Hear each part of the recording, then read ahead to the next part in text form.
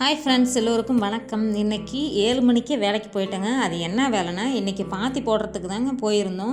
மழை விட்டு விட்டு தூறிகிட்டே இருந்ததுனால ஈரமாக இருந்ததுங்க.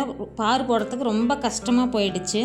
வண்டியில் தான் பருப்பு போடலான்னு இருந்தோம். ஆனால் மண் ஈரமாக இருந்ததுனால போட முடியல. மல்டி ஷீடர் மிஷின் அந்த ஹோல்ஸ் ஈரமண்ணில் கடலை போட்டோன்னா மண் அடைக்கும். அந்த ஹோல்ஸில் மண் போய் அடைச்சதுன்னா போட முடியாது. பருப்பு கீழேயும் விழுவாது. அதனால தான் மிஷினில் போட முடியல. சரி, ஆளுங்களை வர சொல்லிடலாம் அப்படின்னு சொல்லி அப்படி முடிவு எடுத்துட்டோம். அதுக்கப்புறம் மெயினாக சொல்லணும்னா கடலை பருப்பை க்ளீன் பண்ணி தாங்க போடணும். அதில் பொக்கு விதையும் இருக்கும், முளைச்ச விதை, அப்புறம் கருப்பு விதை அப்படின்னாலும் நிறையா இருக்கும். பருப்பெல்லாம் சுத்தப்படுத்தி நல்ல பருப்பு தாங்க போடணும். இல்லைனா அது முளைப்பு திறன் இருக்காது. காடு நிறையா இடத்துல சொட்டையாக கிடக்கும். அதனால தான் பருப்பெல்லாம் க்ளீன் பண்ணி நல்ல பருப்பு மட்டும் போடுறது. அதுக்கப்புறம் ஆளுங்க வந்ததுக்கப்புறம் போட ஆரம்பிச்சிட்டோம். மழை விடாமல் தூரிகிட்டே இருந்ததுனால சரி எப்படியாவது கொஞ்சம் கொஞ்சம் போட்டுடலாம் அப்படின்னு சொல்லி தான் போட்டுக்கிட்டே இருந்தோம். அப்பையும் போட முடியல. ஒரு 2 சரவை மட்டும் தான் இன்றைக்கி போட்டோம்.